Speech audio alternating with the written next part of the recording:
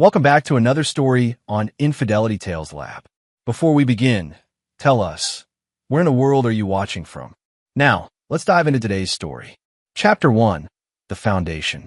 Gabriel Clark stood 6'3" with the build of a man who'd earned everything through blood, sweat, and calculated decisions. At 42, his presence commanded attention in every room he entered. Broad shoulders that had once swung hammers on construction sites, hands that bore the permanent calluses of honest labor, and steel-gray eyes that missed nothing. Those eyes had watched empires rise and fall, partnerships dissolve, and competitors disappear into bankruptcy, always by his careful design. The transformation from the scrawny kid in Riverside Trailer Park to the most feared businessman in the Tri-County area hadn't happened overnight. Gabriel's childhood had been a masterclass in survival, raised by a single mother who worked 3 jobs just to keep food on their fold-out table. Linda Clark had cleaned offices at night, stocked shelves during early morning shifts, and waited tables on weekends, all while raising a son who watched her sacrifice everything for his future. "Never forget where you come from," she told him countless times, her hands raw from industrial cleaning chemicals. "But never let anyone keep you there." Gabriel had taken those words to heart, but he'd added his own philosophy. Never let anyone who helped you climb forget the price of betraying you on the way up. Every favor came with interest. Every kindness had an expiration date. Every relationship was a contract with terms that were non-negotiable. The Clark family mansion sat on 12 acres in the hills overlooking the city, a testament to Gabriel's rise from nothing. The house itself was a study in controlled excess. 32 rooms of imported marble, hand-carved woodwork, and technological systems that cost more than most people's homes. Every brick, every fixture, every carefully manicured garden spoke of a man who refused to accept anything less than perfection. The circular driveway could accommodate 20 cars, though Gabriel rarely entertained more than a select few who had proven their loyalty beyond question. But the crown jewel of his empire wasn't the house, the cars, or even the business. It was his family, or what he had believed was his family. Gabriel's construction empire consisted of 3 companies operating across 4 states. Clark Construction handled residential developments. Clark Commercial managed office buildings and retail centers, and Clark Infrastructure secured the lucrative government contracts that built highways, bridges, and municipal buildings. Each company employed over 200 workers, and Gabriel knew every foreman's name, every project manager's strengths, and every potential weakness in his organizational structure. He'd started with nothing but a pickup truck and a willingness to work jobs other contractors wouldn't touch, crawling through sewage to repair foundation leaks, demolishing condemned buildings in dangerous neighborhoods, rebuilding homes after natural disasters when insurance companies dragged their feet. Gabriel had learned early that the jobs nobody wanted were often the most profitable, and that desperation made customers very generous. His reputation in the industry was legendary. Gabriel Clark delivered on time, under budget, and with quality that exceeded specifications. He also destroyed anyone who tried to cheat him, undercut his bids, or steal his workers. 3 companies had gone bankrupt after attempting to poach Gabriel's best employees. 2 city councilmen had lost their seats after taking bribes from Gabriel's competitors. A union leader who tried to shake him down had ended up under federal investigation for embezzlement. Denise Clark, his wife of 15 years, had been the golden prize he'd won after clawing his way up from the trailer park. She'd grown up in Maple Heights, the kind of neighborhood where doctors and lawyers raised their children, where failure was rare and poverty was something that happened to other people. When they'd first met at a charity auction, Gabriel bidding on construction services, Denise representing high-end real estate, she dismissed him as rough around the edges, too intense, too focused on business to be interesting. Gabriel's pursuit of Denise had been like everything else in his life, methodical, relentless, and ultimately successful. He'd learned her favorite restaurants and arranged to be seen there. He bought properties in neighborhoods where she showed houses, giving her easy sales and generous commissions. He'd attended charity events he had no interest in, donating amounts that guaranteed his name would be mentioned alongside hers in society pages. The courtship had taken 2 years, but Gabriel never doubted the outcome. Denise represented everything his mother had worked for: class, education, social connections that money alone couldn't buy. She was beautiful in the understated way of old money families, intelligent enough to run her own business, and ambitious enough to appreciate what Gabriel could offer her. Their wedding had been the social event of the season, held at the country club where Gabriel had once worked as a groundskeeper during high school. The symbolism wasn't lost on anyone. The trailer park kid had not only made it to the heights of society, he'd conquered them completely. 300 guests had witnessed Gabriel Clark claim his place among the elite he'd spent his life fighting to join. Emma Clark, now 11, was the light of Gabriel's world. She'd inherited her mother's refined features and her father's steel spine, creating a combination that promised she'd never need to fight for respect the way Gabriel had. Emma was intelligent, fierce, and carried herself with the confidence of someone who'd never known poverty or powerlessness. Gabriel made sure she understood the value of loyalty, the importance of family, and the consequences of betrayal. Lessons he taught through stories and examples, never imagining she'd witnessed them firsthand. Gabriel's relationship with his younger brother Sean had always been complicated. Where Gabriel was driven and calculating, Sean was impulsive and weak. The 3-year age gap between them had felt like a generation during their childhood. While Gabriel worked after-school jobs and studied construction techniques at the library, Sean had drifted through high school without direction or ambition. Sean had married Jamie Wallace when they were both 22, a rushed wedding necessitated by Jamie's pregnancy with Jake. Jamie came from a solid middle-class family. Her father was a high school principal, her mother a nurse. They were good people who'd raised a daughter with traditional values and reasonable expectations. Jamie had been accepted to nursing school and planned to become a pediatric nurse, dreams that got derailed when Jake arrived earlier than expected. Gabriel had helped them repeatedly over the years, always justified as family obligation, but increasingly feeling like charity thrown at people who couldn't appreciate its value. He'd paid for Sean's failed attempt at starting a landscaping business, covered the down payment on their modest 3-bedroom house, and provided Jake with opportunities the boy would never have had otherwise: private school tuition, summer camps, sports equipment, and college fund contributions that Sean never seemed to acknowledge. Family is everything, Gabriel often said, though his definition of family came with strict conditions: loyalty, respect, and absolute trust. Break those conditions, and Gabriel Clark became a very different man entirely. He'd learned from watching his mother sacrifice everything for people who never appreciated her efforts. Gabriel's generosity came with invisible contracts, and he kept meticulous records of every favor, every kindness, every investment in another person's future. The evening of October 15th started like any other in the Clark household. Gabriel worked late at his downtown office, a 15-story building he'd bought and renovated into the headquarters for his construction empire. The top 3 floors housed Clark Construction's executive offices, with Gabriel's corner suite offering panoramic views of the city he'd helped build. The walls were covered with framed photographs of his projects: shopping centers, office buildings, residential developments that bore his architectural signature. He'd been reviewing contract for the Riverside Commons project, a massive mixed-use development that would cement his position as the city's premier contractor. The project included 200 residential units, 50,000 square feet of retail space, and a 12-story office tower that would house his new regional headquarters.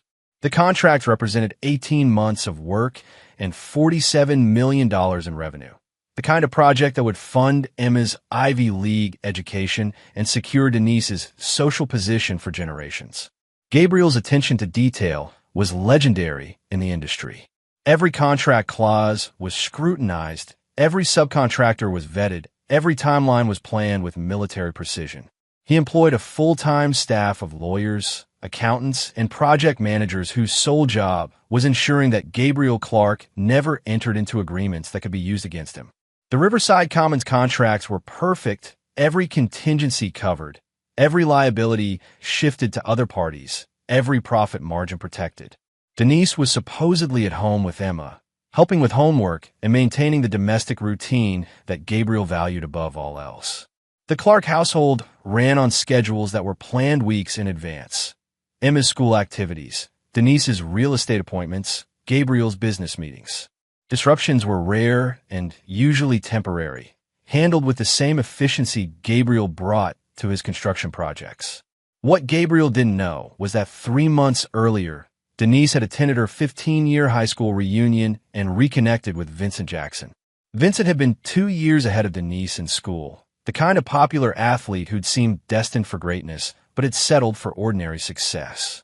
He'd gone to college on a baseball scholarship, studied architecture, and returned to the area after his divorce to start his own firm. Vincent Jackson possessed the one thing Gabriel had never offered: gentle words and easy charm. Where Gabriel was intense and focused, Vincent was relaxed and attentive. Where Gabriel discussed business and schedules, Vincent talked about art, travel, and dreams deferred. Where Gabriel made love with the same controlled intensity he brought to everything else, Vincent offered tenderness and emotional connection that Denise had forgotten she craved. Their affair had started with innocent coffee meetings, progressed to long lunches, and escalated into twice-weekly encounters at Vincent's downtown apartment. Denise told herself it was temporary, a harmless emotional outlet that didn't threaten her marriage or her future. She convinced herself that Gabriel was too focused on business to notice her growing distance, too confident in his control to question her loyalty. Sean and Jamie were hosting a sleepover at their house, an arrangement that had become routine over the past year. Jake, now 14, enjoyed having his younger cousin visit, and the sleepovers gave Gabriel and Denise time alone together, time that Denise had been using to meet Vincent while Gabriel worked late at the office. But this particular evening would shatter the careful routines that governed the Clark family's existence, revealing betrayals that would destroy some lives and transform others beyond recognition. Chapter 2. The Call in the Dark. At 2:17 a.m., Gabriel's phone buzzed with a text from Emma. "Dad, something's wrong. Jake's dad is acting weird and won't let me leave." Gabriel was instantly alert, his construction worker's instincts kicking in. Emma wasn't a dramatic child. If she said something was wrong, it was wrong. She'd inherited Gabriel's ability to assess situations quickly and accurately, a trait he'd encouraged by teaching her to trust her instincts and speak up when something didn't feel right. He immediately called Sean's house, letting it ring 15 times before hanging up. The silence on the other end was more disturbing than a busy signal would have been. Gabriel tried Jamie's cell phone next, his anxiety mounting with each ring. "Gabriel?" Jamie's voice was tense, almost whispered, with background noise that sounded like television or music playing too loudly. "Everything's fine. The kids are just playing video games. You know how they get when they're up late. Put him on the phone. Now. She's in the bathroom right now. Look, I'll have her call you in the morning, okay? Sean's just being strict about bedtime. You know how he gets when he's had a few beers." The casual mention of Sean drinking while supervising children made Gabriel's blood pressure spike. Sean's relationship with alcohol had been a concern for years, though Gabriel had hoped his brother would exercise better judgment when caring for Emma. "Jamie, I want to talk to my daughter. Wake her up if you have to. Gabriel, please. Don't make this into a big drama. Sean will be upset if you." The line went dead. Gabriel stared at his phone, every instinct screaming that something was wrong. He'd built his empire by trusting his gut, and his gut was telling him his daughter was in trouble. He threw on clothes and drove to Sean's house, a 20-minute journey through empty streets that he made in 12. Gabriel's pickup truck, the same model he'd driven as a young contractor, though now customized with luxury features, ate up the miles while his mind raced through possibilities. Sean's drinking had escalated recently, especially after losing his job at the lumberyard. Jamie's nursing school debts were mounting, and their marriage had been strained for months. Sean's house sat on a dead-end street in one of the city's older neighborhoods, a modest 3-bedroom ranch that Gabriel had helped them buy 8 years earlier. The house was dark except for a single light in the basement, visible through windows that were supposed to be covered by curtains. Gabriel noticed immediately that Sean's car was parked crooked in the driveway, and there were tire tracks in the front yard that suggested erratic driving. Gabriel pounded on the front door until Sean answered, clearly drunk and agitated. His brother's appearance was shocking. Disheveled hair, bloodshot eyes, and the unmistakable smell of alcohol mixed with something else, something chemical that Gabriel couldn't immediately identify. Gabriel? What the hell are you doing here? Where's Emma? She's fine. She's downstairs with the other kids. Sean's words slurred together, and he swayed slightly as he spoke. Jamie told you everything's okay. Gabriel pushed past his brother and headed for the basement stairs, ignoring Sean's protests. The basement was supposed to be Jake's playroom, with video game consoles, a pool table, and comfortable seating where the kids could hang out safely. What Gabriel saw made his blood freeze. Emma sat huddled in a corner with two other children, Jake's friends from school, all of them looking terrified. Jake was nowhere to be seen, and there was a strong smell of alcohol and what Gabriel now recognized as marijuana smoke.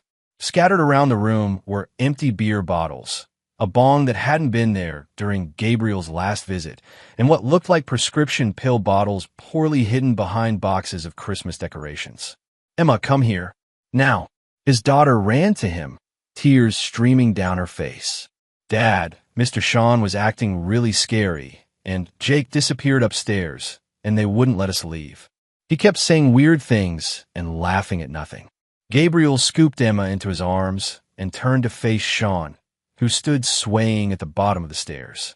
Behind Sean, Gabriel could see evidence of a party that had gotten out of control. More bottles, drug paraphernalia, and what looked like women's clothing scattered around a makeshift seating area.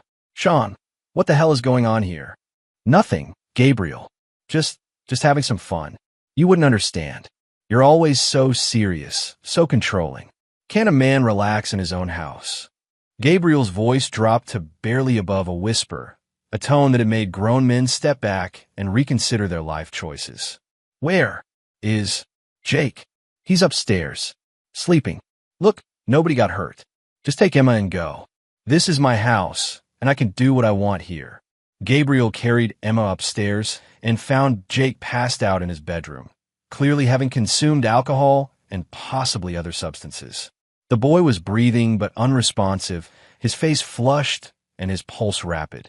Gabriel immediately called 911, then sat with Emma while paramedics worked on Jake and police took statement from the terrified children.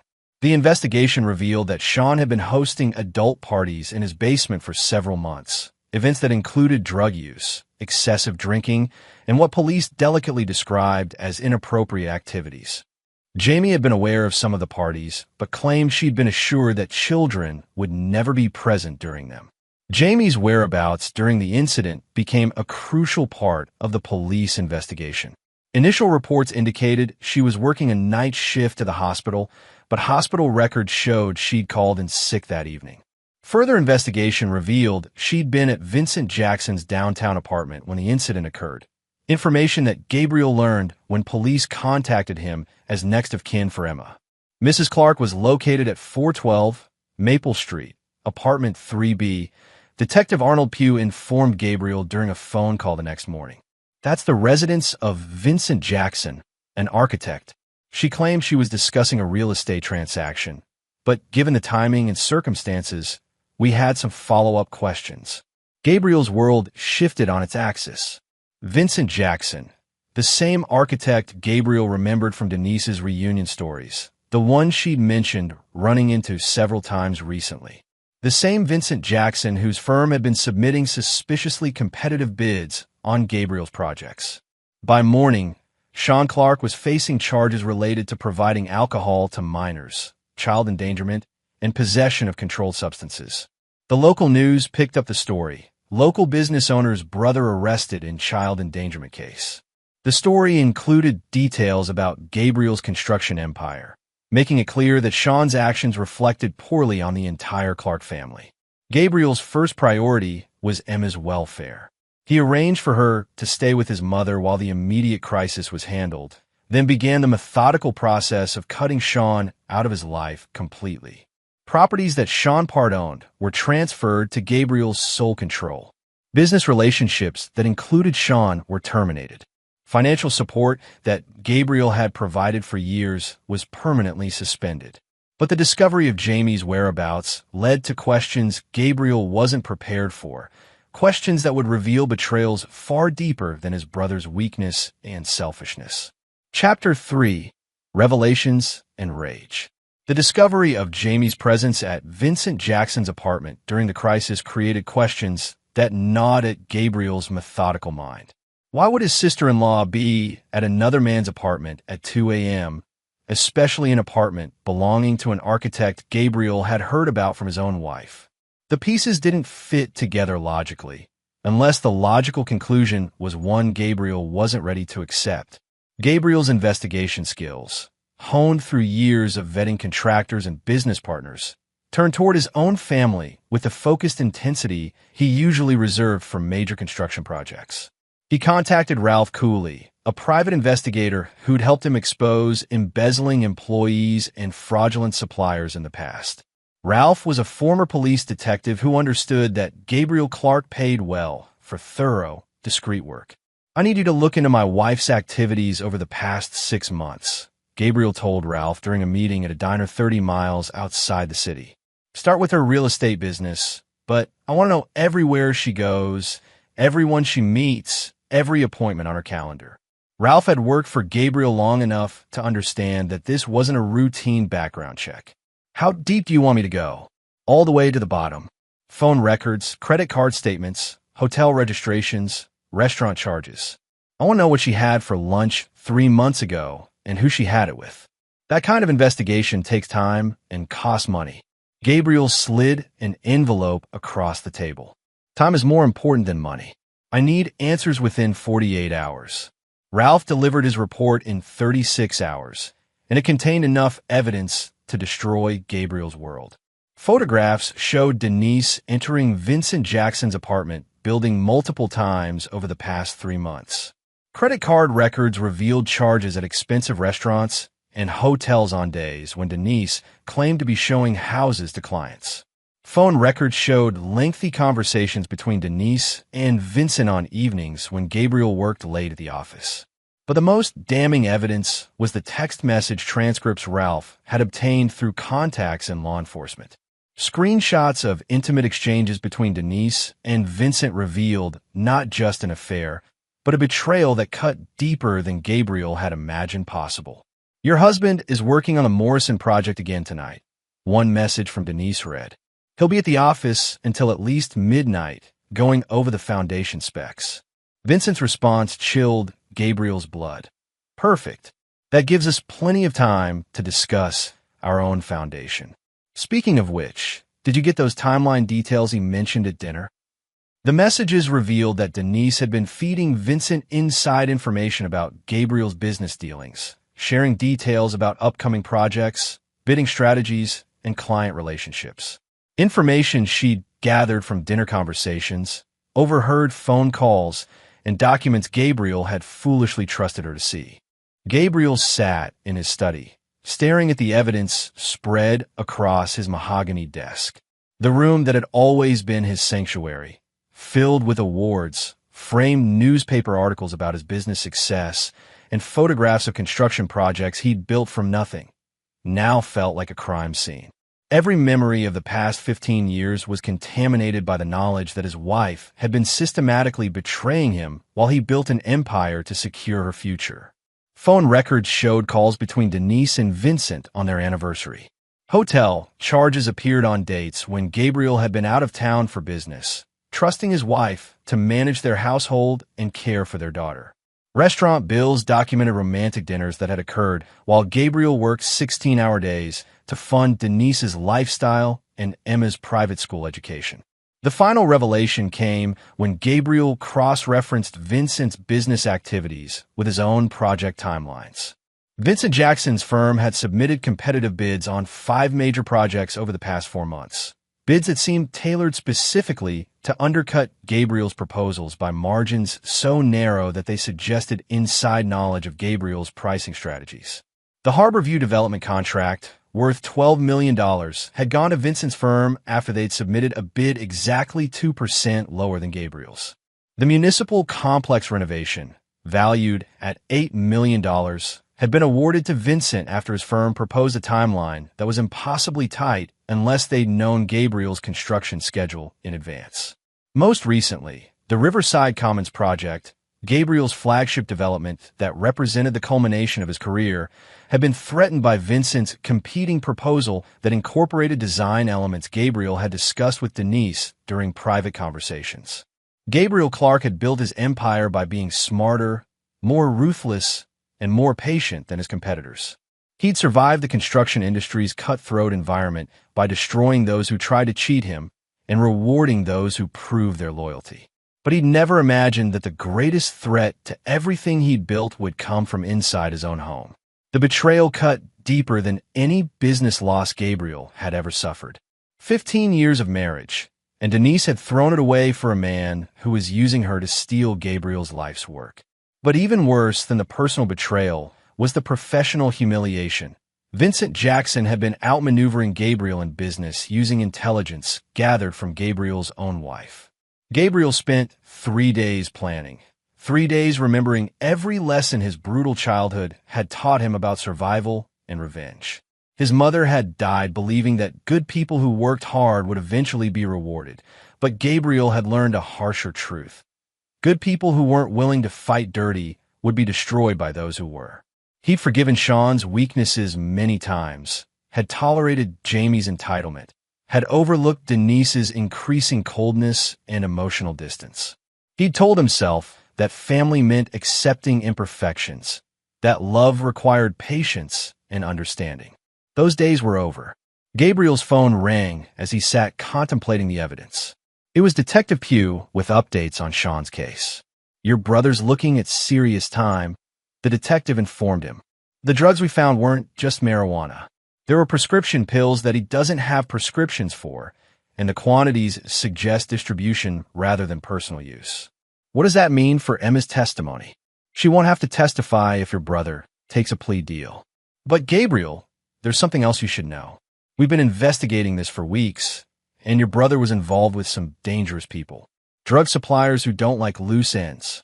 Gabriel processed this information with the same cold calculation he brought to business decisions. Sean's situation was spiraling beyond simple child endangerment into territory that could threaten Emma's safety and Gabriel's reputation. "What do you recommend?" "Your brother should take whatever deal the prosecutor offers, and you should consider increasing security for your family. These aren't people who respect boundaries." Gabriel hung up and made a decision that would define the rest of his life. Emma was staying with his mother until the immediate crisis passed, which gave Gabriel the privacy he needed to prepare. He called in favors from contacts in law enforcement, construction, and city planning. He liquidated certain investments quietly, moving money into untraceable accounts. Most importantly, he began documenting everything. Every betrayal, every stolen contract, every lie. Vincent Jackson had no idea that his romantic entanglement had put him in the crosshairs of a man who'd built an empire by systematically destroying anyone who challenged him. Denise had no idea that her husband's quiet acceptance of her recent distance had been careful observation, not oblivious trust. Gabriel Clark was about to remind them all why crossing him was the last mistake people made. Chapter 4. The Web Takes Shape. Gabriel's revenge would not be swift or simple. Men like Vincent Jackson and women like Denise thrived on drama and immediate gratification. Gabriel would give them neither. Instead, he would weave a web so carefully constructed that they would destroy themselves trying to escape it, never understanding that every move they made had been anticipated and planned for. His first move was surgical and brilliant. Gabriel had discovered through Ralph Cooley's investigation that Vincent's architectural firm, Jackson & Associates, was heavily leveraged and behind on several payments. The firm's primary lender was First National Bank, where Gabriel had significant influence through his construction loans and personal relationships built over 15 years of profitable business. Gabriel scheduled a lunch meeting with Malcolm Finch, the bank's president and a man who'd profited handsomely from Gabriel's construction empire. Their relationship went back 12 years, built on mutual respect and the kind of trust that came from consistently profitable partnerships. Malcolm, I need to discuss a potential problem, Gabriel said over steaks at the city's most expensive restaurant. It's come to my attention that Jackson and Associates has been using inside information to compete against my bids. Information they couldn't have obtained legally. Malcolm Finch was a shrewd banker who understood the construction industry's competitive nature. That's a serious accusation, Gabriel. Do you have evidence? Gabriel produced a carefully prepared folder containing side-by-side comparisons of his project proposals and Vincent's winning bids. The similarities were too precise to be coincidental. Vincent's proposals addressed concerns that Gabriel had discussed only with family members, incorporated solutions to problems that hadn't been publicly identified, and proposed timelines that were impossible unless someone knew Gabriel's construction schedules. This information could only have come from someone with access to my private business discussions, Gabriel explained. Someone who knew my strategies, my timelines, and my pricing structures.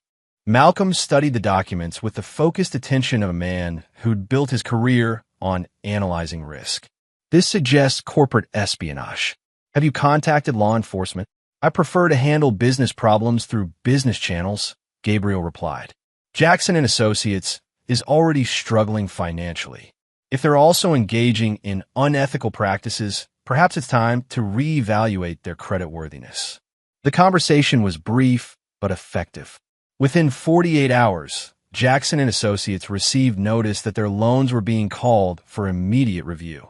The bank's sudden scrutiny of Vincent's firm's finances revealed irregularities that weren't technically illegal, but suggested poor management and questionable business practices.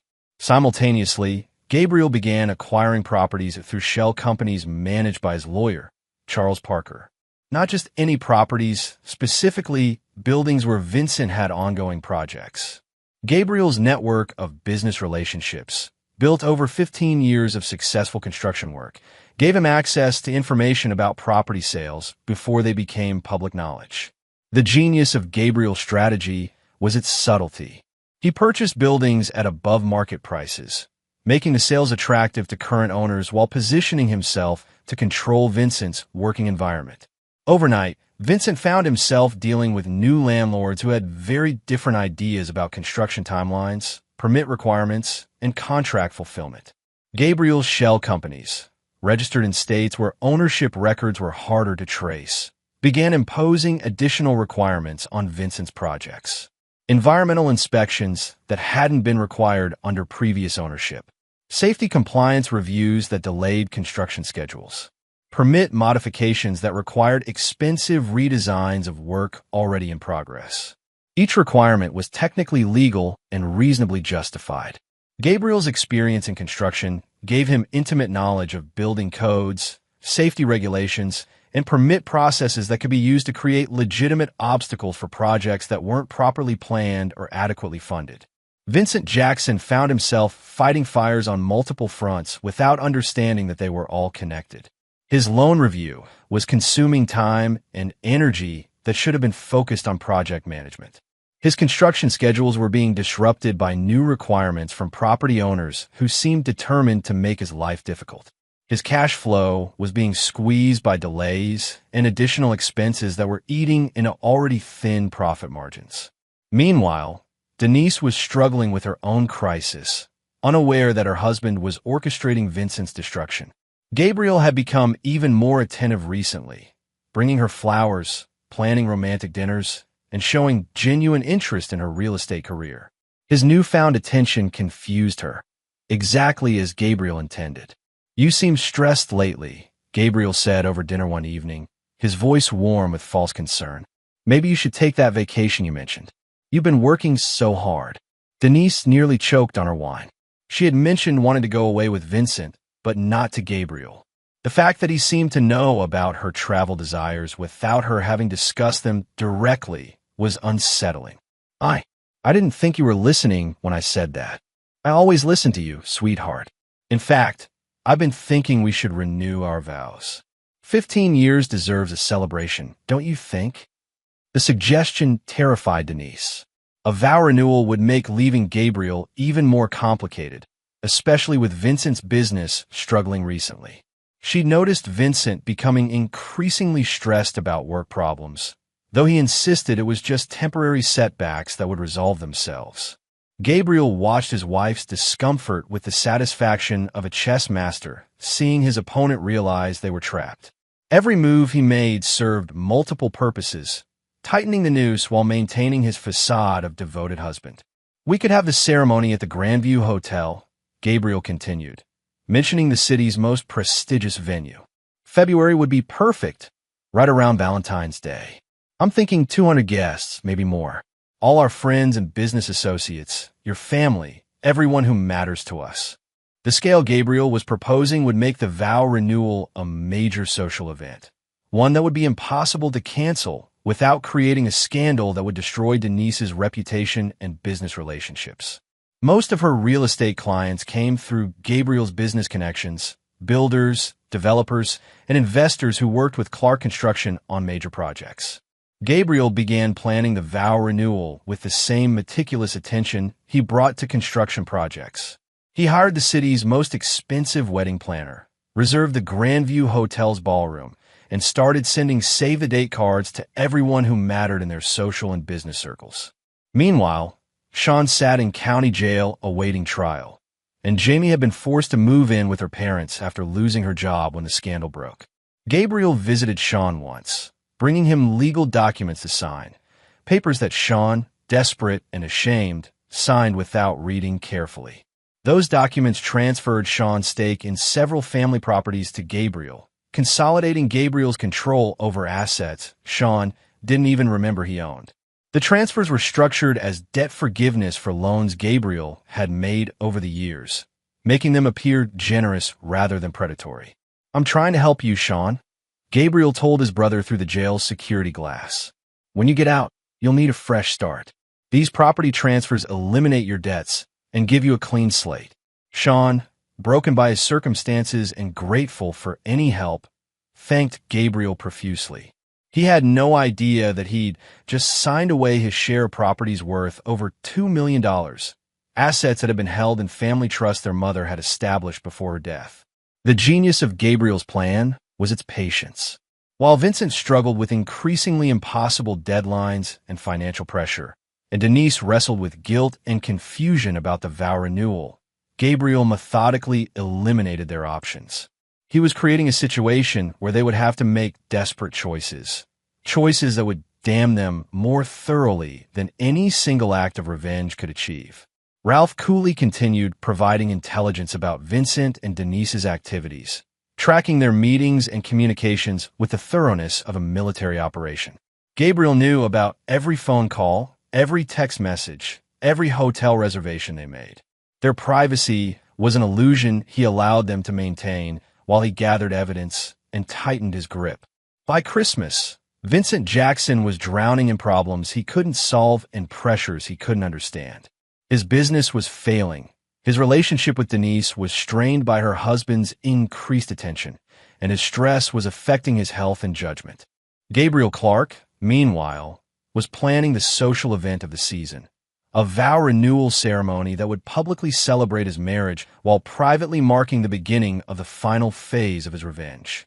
Chapter 5: Pressure Points. By December, Vincent Jackson was drowning in a sea of problems that seemed to multiply faster than he could address them. His architectural firm had lost 3 major contracts when new building owners imposed impossible demands that forced project cancellations. His loan review had resulted in accelerated payment schedules that were bleeding his company dry, with First National Bank requiring weekly financial reports and threatening immediate foreclosure on his office space. Most mysteriously, permits for his ongoing projects were being delayed or rejected for increasingly technical violations that seemed designed to bankrupt him.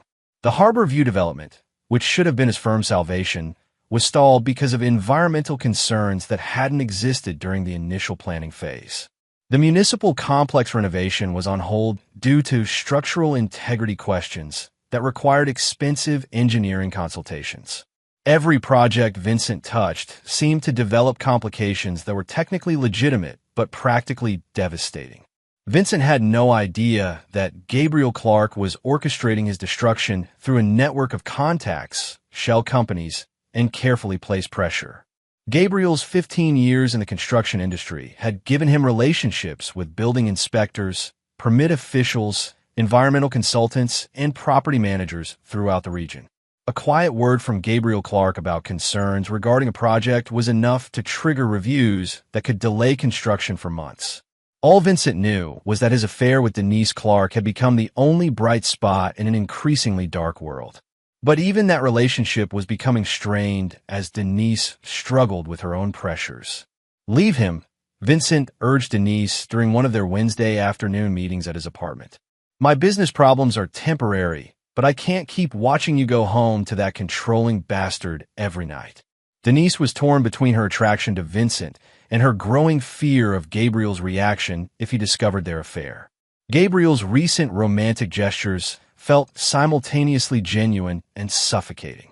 The vow renewal ceremony was scheduled for February 14th, and Gabriel had already invited over 200 guests, including every major figure in their social and business circles. "Vincent, you don't understand what leaving Gabriel would mean," Denise tried to explain. "He's not just my husband. He controls everything in my life. My business, my social connections, my financial security. Most of my real estate clients come through his construction projects. So we'll build new connections. My firm is going through a rough patch, but your firm is failing." Denise's frustration finally boiled over.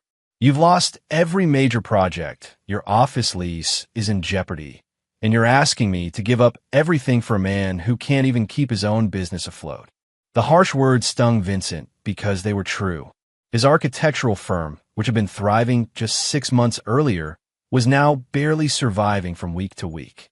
What he couldn't tell Denise was that he suspected her husband was somehow connected to his troubles, though he had no evidence to support his paranoia. What neither Vincent nor Denise realized was that Gabriel was monitoring their communications through spy software he'd had professionally installed on Denise's phone and computer. Every text message, every email, every phone call was being recorded and analyzed by Ralph Cooley's team of technical specialists. Their privacy was an illusion Gabriel allowed them to maintain while he gathered evidence for the final phase of his plan. Gabriel's next move was particularly cruel in its psychological impact. He arranged for Emma to spend Christmas week with Denise's parents, then surprise his wife with a romantic trip to the Bahamas. The vacation was Gabriel's Christmas gift to Denise, a week at a luxury resort where he could focus entirely on her while removing her from Vincent's influence. For 7 days, Gabriel played the role of devoted husband perfectly, attentive, loving, passionate. He made love to his wife with an intensity that reminded her why she'd married him, while secretly photographing her moments of genuine happiness. The resort's professional photographers captured images of the couple embracing on the beach, sharing romantic dinners, and looking genuinely in love. Those photographs would later serve a specific purpose in Gabriel's plan, but during the vacation itself, they documented something real. Despite her affair, despite her betrayals, Denise found herself falling in love with her husband again. Gabriel's complete attention, freed from the usual distractions of business and social obligations, reminded her of the man who'd pursued her so relentlessly 15 years earlier. "I'd forgotten how romantic you could be," Denise told Gabriel as they watched the sunset from their private balcony on their last night in the Bahamas. Gabriel held her close, knowing that this moment of genuine connection would make her eventual punishment more devastating. "I've been thinking about us lately, about what really matters. The business, the money, the social obligations. None of that means anything if we don't have each other." Denise felt tears in her eyes, moved by what seemed like Gabriel's emotional vulnerability. "I love you," she whispered, and in that moment, she meant it completely. "I love you too," Gabriel replied, and the terrifying truth was that he did love her, even knowing about her betrayal, even while planning her destruction. Gabriel's love came with conditions and consequences that Denise was only beginning to understand. Upon returning from their trip, Denise found herself more conflicted than ever. Gabriel seemed to be changing, becoming the man she'd fallen in love with 15 years earlier.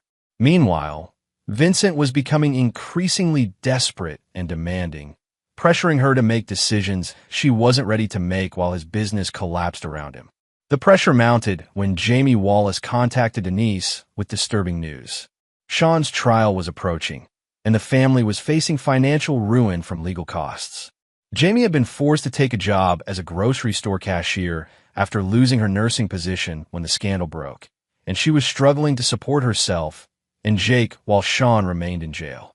"I know Gabriel is angry with Sean," Jamie pleaded during a tearful phone call, "but Jake didn't do anything wrong. He's in therapy, he's struggling in school, and he keeps asking when his father is coming home." When Denise tentatively broached the subject with Gabriel, his response was immediate and firm. "Sean made his choices. He put our daughter in danger, Denise. Some lines can't be uncrossed." "But Jamie and Jake didn't do anything wrong," Denise protested. "Jake is just a kid, and Jamie wasn't even there when it happened." Gabriel looked at his wife with eyes that seemed to see straight through her. Jamie was at Vincent Jackson's apartment while her son was being poisoned with drugs and alcohol. She abandoned her responsibilities as a mother to pursue her own selfish desires. Sometimes innocent people get hurt when others make selfish choices. "That's not my fault. It's theirs." The conversation left Denise deeply unsettled, though she couldn't articulate why. Gabriel's words carried a weight that suggested he was talking about more than just Sean and Jamie's situation. The way he mentioned Vincent Jackson by name, with no surprise or curiosity about Jamie's presence there, made Denise wonder exactly how much her husband knew about that night. Gabriel's refusal to help Jamie and Jake was calculated to increase pressure on Denise while demonstrating the consequences of betraying his trust. He wanted Denise to see exactly what happened to family members who violated his rules, to understand that his mercy had limits that had already been exceeded. The vow renewal planning continued with military precision. Gabriel hired the city's most expensive caterer, ordered flowers from 3 different florists, and arranged for a string quartet that had performed at society weddings for decades.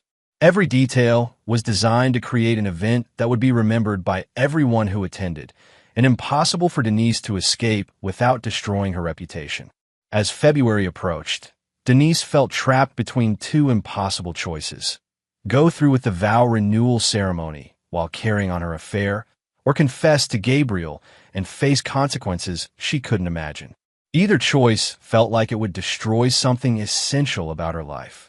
Vincent, meanwhile, was reaching his own breaking point. His business was failing, his relationship with Denise was strained, and his paranoia about Gabriel's involvement in his troubles was growing stronger every day. He began making the mistakes that Gabriel had been patiently waiting for, desperate decisions that would provide the final evidence needed to destroy him completely. Chapter 6: The Trap Springs. January brought Vincent Jackson to the breaking point Gabriel had been carefully orchestrating. Vincent's business was hemorrhaging money at an unsustainable rate. His contractors were abandoning projects mid-construction, and his reputation in the industry was crumbling faster than he could damage control. The stress was affecting his health. He lost 15 pounds, developed insomnia, and started drinking heavily to cope with the mounting pressure. In desperation, Vincent made the mistake Gabriel had been waiting for. He approached Gabriel directly at a Chamber of Commerce event, cornering him near the bar during the networking portion of the evening. "Gabriel, we need to talk," Vincent said, his voice carrying the desperation of a drowning man. "I know we're competitors, but I think someone's systematically targeting my business." Gabriel studied Vincent with the expression of a man encountering a minor annoyance, though internally he was savoring this moment he'd planned for months. Vincent looked haggard, desperate, and exactly like the broken man Gabriel intended him to become. "That's a serious accusation, Vincent. Do you have evidence?" "Nothing concrete, but the pattern is too consistent to be coincidence. Projects failing, permits being denied, financing getting pulled, property owners suddenly changing requirements. It's like someone with serious influence wants me destroyed." Gabriel nodded sympathetically, playing his role perfectly. The construction business can be brutal, especially for smaller firms. "Maybe you're overextended? I've seen a lot of good men fail because they took on more than they could handle." This isn't about being overextended, Vincent insisted, his voice rising slightly before he caught himself and lowered it. Someone is deliberately sabotaging my projects. Someone with connections to city planning, building inspection, and property management. That would require significant resources and influence, Gabriel observed mildly. Do you have enemies with that kind of power? Vincent stared at Gabriel for a long moment, paranoia and desperation warring in his eyes. He couldn't directly accuse Gabriel without evidence, but the implications hung in the air between them. I guess that's what I need to figure out, Vincent said finally. Gabriel clapped him on the shoulder with false sympathy. I hope you do. Uncertainty can destroy a man's judgment almost as quickly as his business. Let me know if there's anything I can do to help. The conversation was brief, but Gabriel noted Vincent's desperation with satisfaction. A desperate man was a controllable man, and Gabriel was about to offer Vincent exactly what he needed, with strings attached that would hang him. 2 days later, Gabriel contacted Vincent through intermediaries with a proposal that seemed like salvation. Jackson and Associates could bid on a massive residential development project called Riverside Commons Phase 2, one large enough to solve all of Vincent's financial problems. The project included 300 residential units, a shopping center, and recreational facilities that would require extensive architectural planning. The catch was that the project required partnering with Clark Construction as the primary contractor.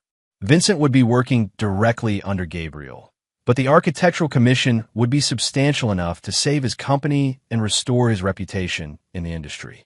Gabriel's intermediaries, lawyers and project managers who worked for his shell companies, presented the offer as a standard business partnership. Vincent would provide architectural services, Gabriel would handle construction management, and profits would be split according to industry standards. The contract terms appeared generous, with milestone payments that would provide immediate cash flow relief for Vincent's struggling firm. Vincent knew it was dangerous to work so closely with his lover's husband, but financial desperation overrode caution.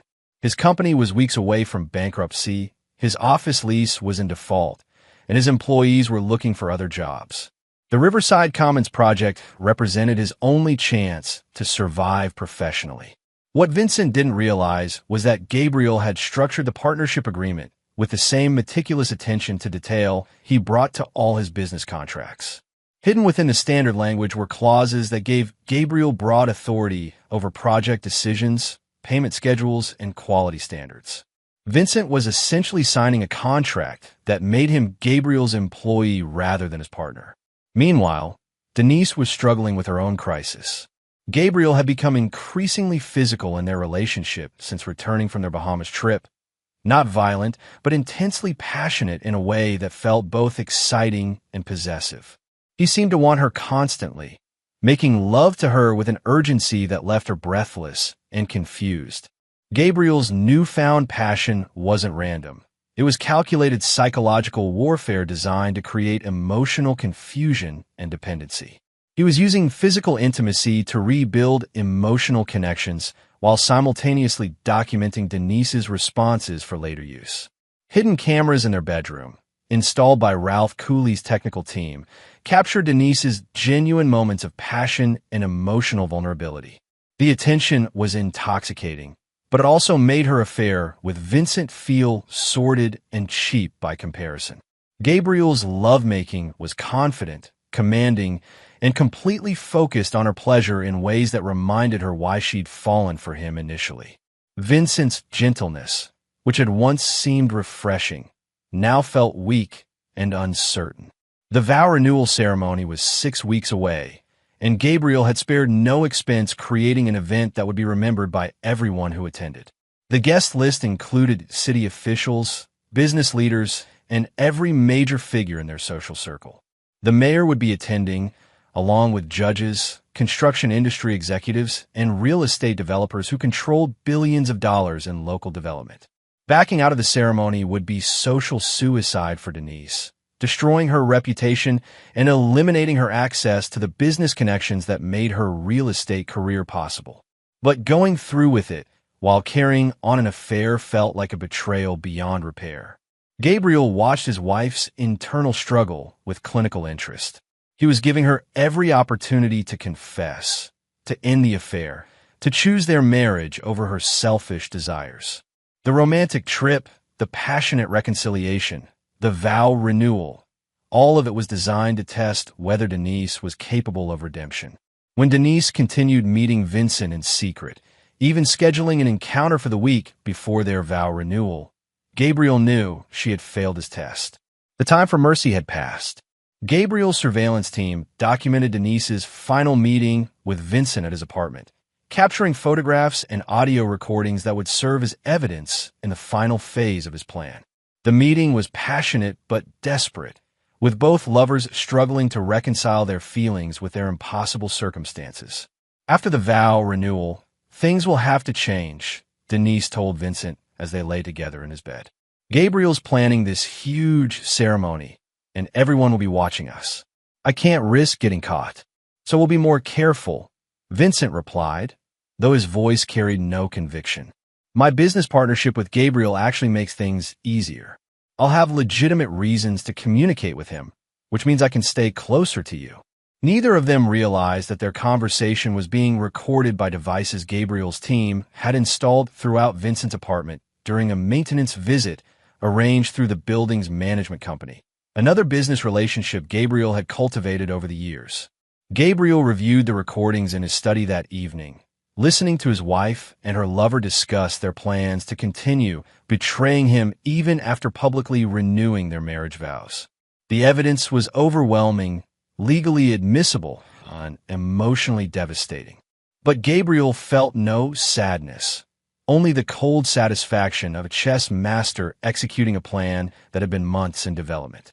Vincent Jackson and Denise Clark had made their choices. Now they would face the consequences of those choices in ways they couldn't imagine. The trap was set. All Gabriel had to do was spring it. Chapter 7.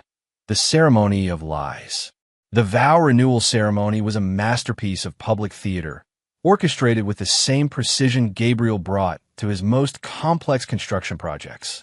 Gabriel spared no expense, creating an event that would be remembered by everyone who attended and serve his purposes perfectly. The ballroom of the Grandview Hotel was transformed into a winter wonderland, with ice sculptures, thousands of white roses, and crystal chandeliers creating an atmosphere of fairy tale romance. The guest list read like a directory of the city's power structure. Mayor Sandra Patterson attended with her husband, along with 3 city council members, the police chief, and the district attorney. Construction industry leaders filled multiple tables, including executives from Gabriel's biggest competitors who wouldn't dare refuse an invitation from Gabriel Clark. Real estate developers, banking executives, and society figures created an audience that represented millions of dollars in potential business relationships. Gabriel had also invited carefully selected members of the media, society photographers, business journalists, and bloggers who covered the city's social scene. Every moment of the ceremony would be documented, creating a permanent record of Denise's public commitment to their marriage just days after a final meeting with Vincent Jackson. Denise looked stunning in her designer gown, a custom creation that had cost more than most people's annual salary. The dress was Gabriel's gift to her, chosen specifically for its symbolic significance, pure white silk that represented the innocence and fidelity she'd abandoned months earlier. Close observers might have noticed the slight tremor in her hands as she walked down the aisle, or the way her smile didn't quite reach her eyes. But the overwhelming impression was of a woman deeply in love with her husband. Gabriel wore a custom tuxedo that emphasized his commanding presence, looking every inch the successful businessman who'd built an empire from nothing. His confidence was absolute, his smile genuine, because he knew exactly what was coming next. This ceremony wasn't just a renewal of vows. It was the opening act of a revenge that would destroy his enemies completely. The ceremony itself was poetry in motion. Gabriel had hired the city's most eloquent minister, a man who'd officiated at society weddings for 3 decades, to conduct a service that would be remembered by everyone present. Fresh flowers filled the ballroom with expensive fragrance, while a string quartet provided background music that enhanced the romantic atmosphere. When it came time for vows, Gabriel's words were breathtaking.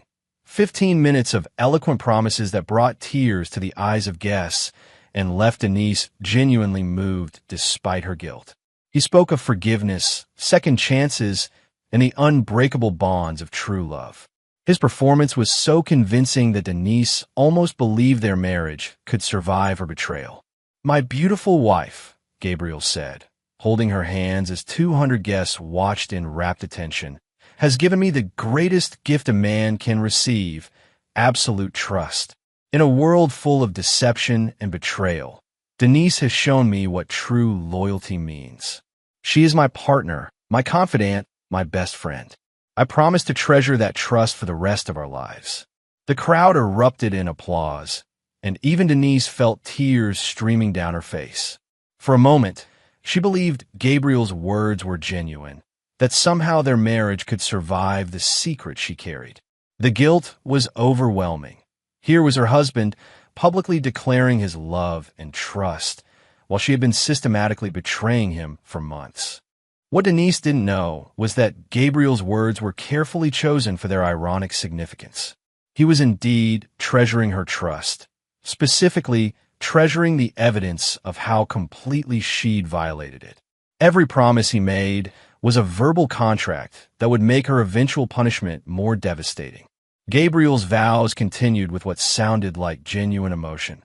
15 years ago, I promised to love, honor, and protect you. Tonight, I renew those promises with the wisdom that only comes from time. I understand now that love isn't just about passion. It's about choosing each other every day, even when that choice is difficult. It's about being faithful when faithfulness is tested. It's about trust that can survive any challenge. The religious imagery wasn't lost on the assembled guests. Gabriel was positioning himself as the faithful husband, the devoted protector, the man who honored his commitments regardless of personal cost. When the truth about Denise's betrayal eventually emerged, everyone present would remember these words and the contrast between Gabriel's devotion and his wife's treachery. During the reception, Gabriel was the perfect host, introducing Denise to potential clients and making business connections that would benefit her real estate career, assuming she still had a career after Gabriel finished with her. He danced with her as if she were the only woman in the world, whispered romantic promises in her ear, and played the role of devoted husband flawlessly. Vincent Jackson wasn't invited to the ceremony, but he watched from his apartment as photos appeared on social media throughout the evening. Each image was a knife twist, Denise laughing in Gabriel's arms, the couple cutting their anniversary cake, Gabriel's heartfelt speech about trust and loyalty. Vincent's paranoia about Gabriel's knowledge of their affair warred with his desperate hope that they could continue their relationship despite the vow renewal. By midnight, Vincent was drunk and furious, sending Denise text messages she was too busy to read immediately. His desperation was making him reckless, exactly as Gabriel had planned. A desperate man makes mistakes, and Gabriel needed Vincent to make the specific mistakes that would provide legal justification for destroying him. The real coup de grace came during Gabriel's toast to the assembled guests. He spoke about family, about the importance of surrounding yourself with people who would never betray your trust. As he spoke, Sean's empty chair was visible to everyone, a pointed reminder that Gabriel Clark's forgiveness had limits that had already been exceeded. "Some of you have asked about my brother Sean's absence tonight," Gabriel said, his voice carrying clearly through the ballroom. "Sean made choices that put my daughter in danger. Family means everything to me, but family comes with responsibilities. When those responsibilities are abandoned, so are the privileges that come with them." The message was clear to everyone present. Gabriel Clark's loyalty was conditional, and those who violated his trust faced permanent exile. Several guests shifted uncomfortably, remembering business relationships that had ended badly when partners tried to cheat Gabriel. Gabriel continued his toast with what sounded like warmth, but carried undertones that only he fully understood. Tonight celebrates not just love, but trust. The trust between husband and wife, the trust between friends, the trust that makes business relationships possible.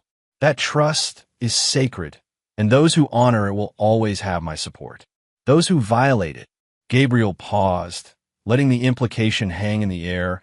Well, they learn that some decisions have permanent consequences. Denise felt a chill that had nothing to do with the winter weather outside.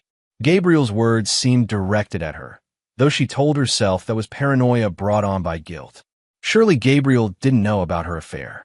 Surely his increased attention and romantic gestures were genuine attempts to strengthen their marriage, not calculated psychological warfare. But as the evening progressed, Denise noticed details that made her increasingly uncomfortable. Gabriel introduced her to people she'd never met, but who seemed to know intimate details about her real estate business. He mentioned client relationships she didn't remember discussing with him. Most disturbing, he seemed to know about appointments and meetings that she was certain she'd never mentioned.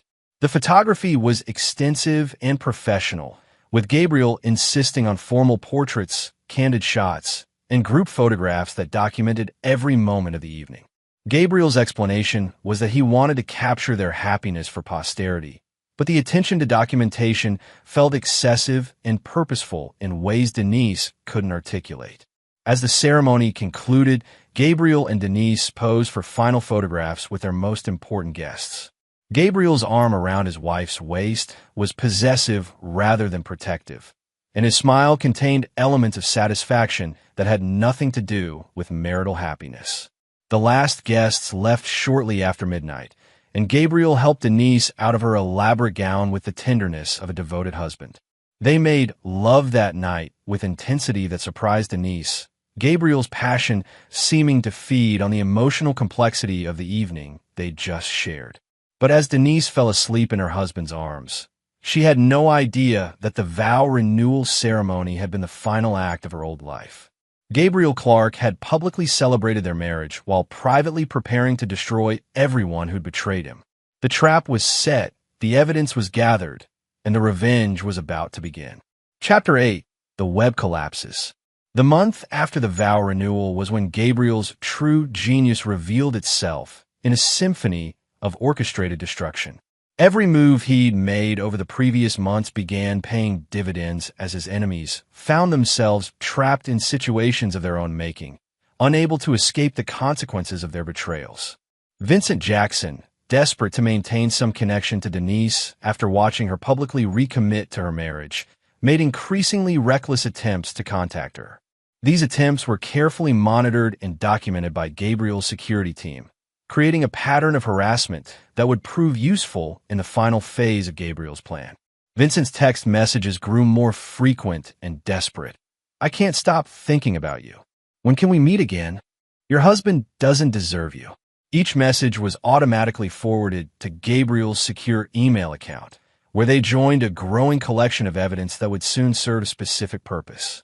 Meanwhile, the Riverside Commons Phase 2 project that Gabriel had offered Vincent began experiencing the unexpected complications that Gabriel had built into the planning from the beginning.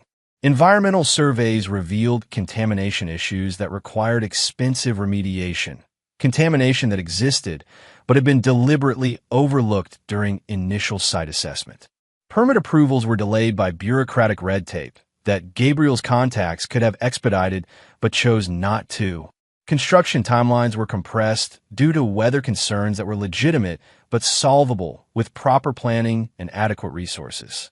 Each problem was real but manageable for a company with adequate cash flow and experienced project management. Vincent's company had neither.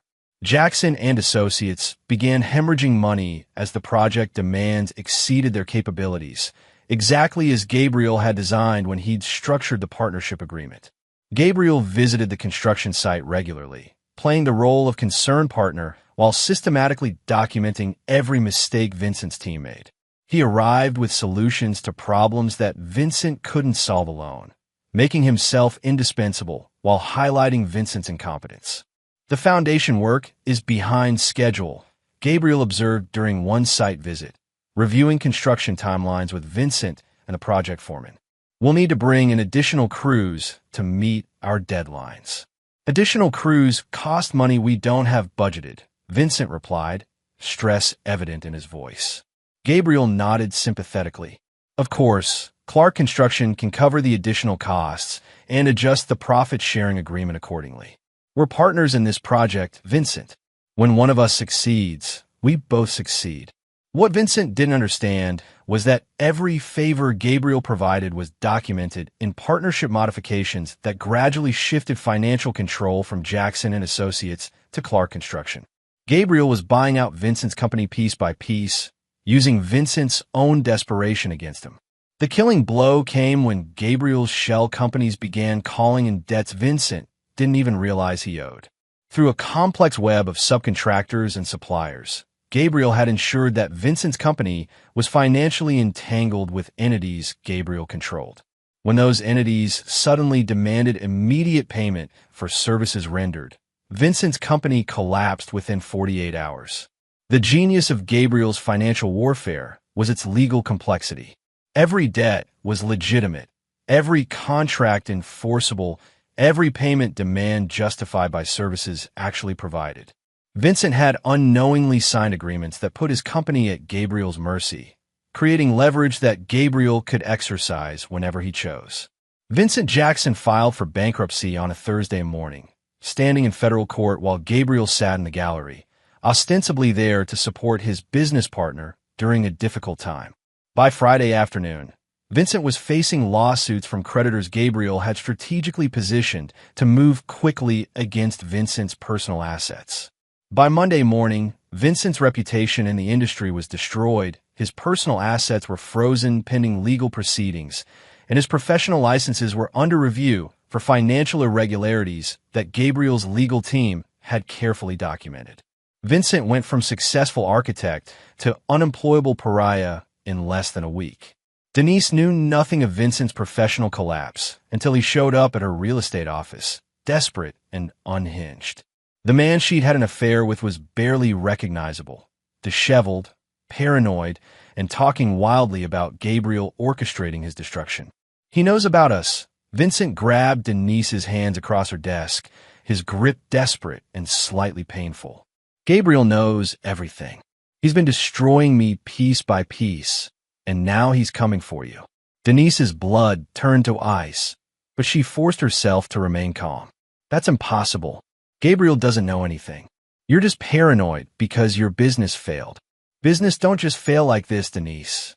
Every problem, every delay, every financial squeeze, it's all connected. Your husband is a monster, and he's been playing with us like chess pieces." Vincent's desperation made him dangerous in ways that terrified Denise. He threatened to tell Gabriel about their affair himself, to expose everything in a final act of mutual destruction that would drag them both down together. "If I'm going to lose everything, I'm not going down alone," Vincent said, his voice carrying the edge of a man who had nothing left to lose. "I'll tell Gabriel everything. The hotels, the information you shared about his projects, the plans we made. All of it." Denise managed to calm Vincent down and send him away, but she knew he was a ticking time bomb. His threats weren't idle. A man facing complete ruin had every incentive to take his enemies with him. She spent the rest of the day in a state of barely controlled panic, trying to figure out how to manage a situation that was spiraling beyond her control. That evening, Gabriel greeted his wife with his usual warmth, asking about her day and sharing stories about Emma's latest achievements in school. His behavior was so normal, so unchanged, that Denise almost convinced herself Vincent was wrong about Gabriel's involvement in his destruction. But later that night, as Gabriel slept peacefully beside her, Denise noticed something that made her blood freeze. On Gabriel's nightstand, barely visible in the darkness, was a manila folder labeled Jackson and Associates Financial Analysis. Gabriel had known all along. Denise lay awake for hours, staring at the ceiling while her husband slept peacefully beside her. Every romantic gesture over the past months, every passionate encounter, every moment of seeming reconciliation had been a lie. Gabriel had been planning Vincent's destruction while making love to her with renewed passion, using physical intimacy to hide his knowledge of her betrayal. The next morning brought confirmation of Denise's worst fears. Gabriel's behavior didn't change. He was still the attentive husband, still the devoted father, still the successful businessman who seemed to have everything under control. But now Denise could see the calculation behind his every action, the cold planning that had orchestrated Vincent's destruction while maintaining the facade of marital happiness. Gabriel Clark had played the longest, most sophisticated game of revenge Denise could imagine, and she was only beginning to understand how completely she'd been outmaneuvered. Chapter 9. The Final Move. Denise confronted Gabriel the next morning with trembling hands and tears streaming down her face. She'd spent the sleepless night rehearsing what she would say, how she would explain her betrayal, what she could offer to earn his forgiveness. She expected anger, violence, dramatic confrontation, the kind of explosive reaction that would match the magnitude of what she'd done.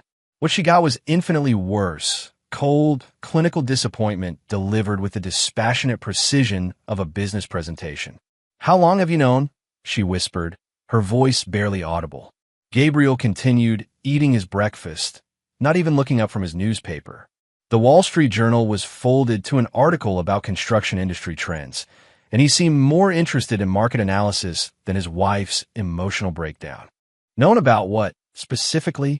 Gabriel's voice carried no emotion whatsoever. "Your affair with Vincent Jackson? About 3 months. Your collaboration in stealing my business information? About 6 weeks.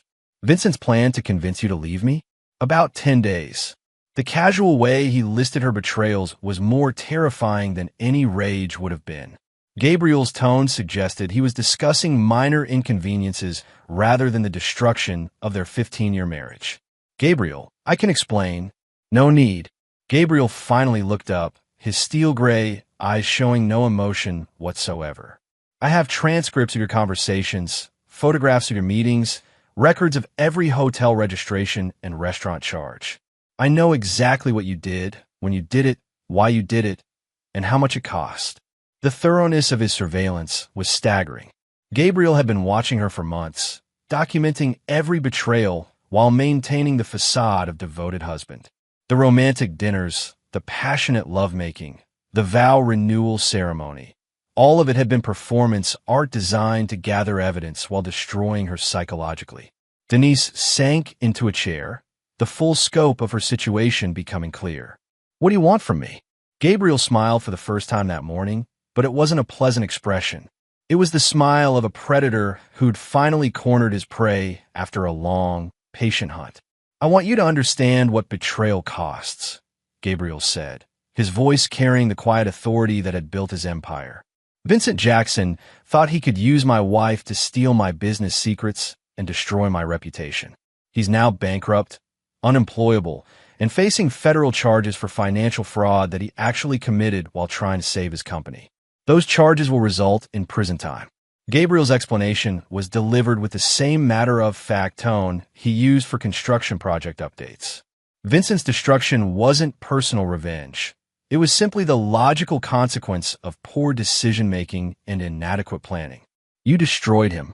"He destroyed himself," Gabriel corrected. "I simply removed the safety nets that might have saved him from his own incompetence." Vincent Jackson was always a mediocre architect who relied on charm and connections rather than genuine skill. When those connections were severed and his charm proved worthless, his true capabilities became evident. Gabriel's revision of events was both accurate and devastating. Vincent had indeed made the mistakes that ruined him, signing contracts without understanding their implications, taking on projects beyond his capabilities, and making desperate decisions that compromised his professional integrity. Gabriel had simply created the circumstances that made those mistakes inevitable and irreversible. "Sean chose drugs and alcohol over his family's safety," Gabriel continued, his voice never changing tone. "He's now serving 2 years in state prison. His son Jake is in therapy for trauma-related behavioral problems, and Jamie is working as a cashier at a discount grocery store because no hospital will hire a nurse who abandoned her child during a medical emergency." The pattern was becoming clear to Denise. Gabriel didn't just punish betrayal. He engineered situations where betrayers destroyed themselves through their own choices. Sean's drug problems had existed before Gabriel's intervention, but Gabriel had ensured that those problems would have maximum consequences for everyone involved. "What about me?" Denise asked quietly, though she was beginning to understand that Gabriel's revenge on her would be more sophisticated than simple punishment. Gabriel's smile widened slightly. "You're my wife, Denise. You took vows, twice now, the second time while actively betraying me. Those vows mean something to me, even if they meant nothing to you." Over the following weeks, Denise discovered what Gabriel meant by honoring their marriage vows. She would remain Mrs. Gabriel Clark, living in their mansion, maintaining their social connections, and playing the role of devoted wife in public. But she would never again have access to their bank accounts, never again make independent decisions about their daughter's upbringing, and never again have any privacy or autonomy. Gabriel had hired Kathleen Hutchins, ostensibly as a household manager, to help Denise with domestic responsibilities. In reality, Kathleen was a retired police detective who'd worked security for Gabriel's construction sites, tasked with monitoring Denise's every move and reporting any attempts to contact Vincent or other potential lovers. Denise's phone was monitored through software that recorded calls and copied text messages. Her computer access was restricted to websites Gabriel's IT team had approved. Her car was equipped with GPS tracking that logged every destination and duration of stay. Most humiliatingly, Kathleen accompanied Denise to all social events, introduced as a personal assistant, but functioning as a highly trained guard. Gabriel's control extended to Denise's professional life as well.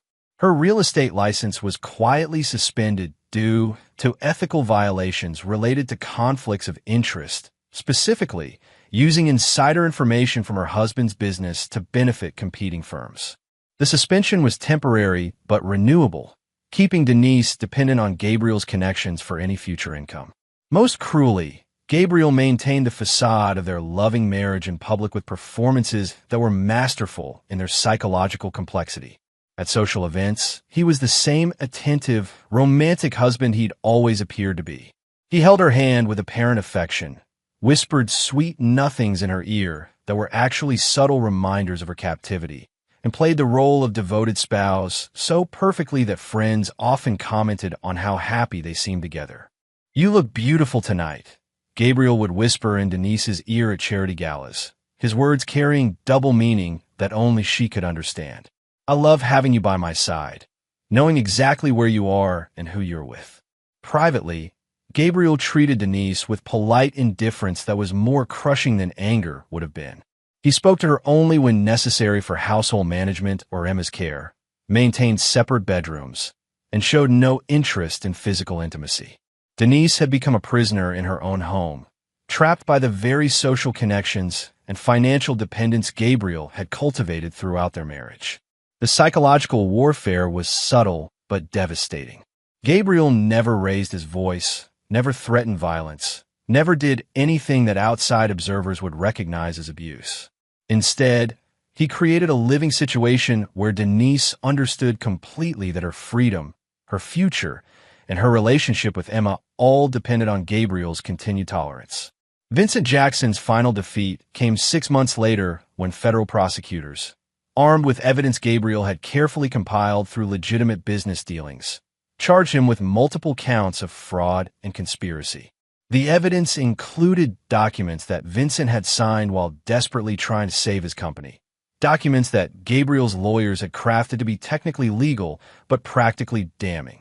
The fraud charges were based on Vincent's attempts to hide his company's financial problems from clients and creditors. When Jackson and Associates began failing, Vincent had continued accepting new projects while knowing he lacked the resources to complete them properly. He'd also provided false financial statements to secure emergency loans, hoping to complete current projects and restore his company's solvency. All of these actions were legitimately fraudulent, but they'd been committed only after Gabriel's systematic destruction of Vincent's business had made them seem like his only options for survival. Gabriel had created the desperation that led to the criminal behavior, then provided the evidence that ensured Vincent's conviction. At Vincent's sentencing hearing, Gabriel sat in the gallery with Denise beside him, playing the role of concerned community member who wanted to see justice served. Gabriel's presence was a psychological masterstroke, the successful businessman whose marriage had survived his wife's temporary indiscretion, supporting the legal process that would ensure his family safety. When Vincent's eyes met Gabriel's across the courtroom, Gabriel offered a slight nod of acknowledgement. One professional recognizing another's superior skill, the winner acknowledging the loser's inevitable defeat. Vincent Jackson was sentenced to 8 years in federal prison for fraud, conspiracy, and obstruction of justice. His ex-wife had taken their children and moved to another state after receiving anonymous, threatening letters that may or may not have been connected to Gabriel's network of business associates. As they left the courthouse, Gabriel took Denise's hand with apparent affection, playing his role perfectly for the assembled media and legal observers. To anyone watching, they looked like a couple who had survived adversity together and emerged stronger. The truth was darker. Gabriel had created a living hell that would last as long as Denise drew breath, a reminder that some men's revenge wasn't a moment of violence, but a lifetime of consequence. Emma Clark, now 12 and recovering well from her traumatic experience at Sean's house, remained the light of Gabriel's world. She was old enough to understand that her family had faced challenges, but young enough to accept Gabriel's explanations about business problems and adult decisions that had separated them from Uncle Sean and his family. Gabriel made sure Emma understood the importance of loyalty, the value of keeping family secrets, and the consequences of betraying trust. These lessons weren't delivered harshly, but woven into everyday conversations, bedtime stories, and father-daughter activities that reinforced the bonds between them, while teaching Emma the Clark family values. Some people make promises they don't keep, Gabriel explained to Emma one evening as they worked on her school project together. When that happens, there are always consequences. Good people who keep their promises are rewarded. Bad people who break their promises face results they don't like. Emma absorbed these lessons with the sharp intelligence she'd inherited from both parents, understanding that her father was a man who protected those who deserved protection and punished those who didn't. She would grow up knowing that Gabriel Clark never forgot a kindness or forgave a betrayal. Gabriel Clark had built his empire by being smarter, more ruthless, and more patient than his competitors. His personal war had been won using the same principles, not through violence or dramatic confrontation, but through the systematic creation of situations where his enemies destroyed themselves through their own choices. In Gabriel's world, forgiveness was weakness, mercy was dangerous, and trust was a privilege that could only be earned through absolute loyalty. Those who learned these lessons thrived under his protection. Those who violated them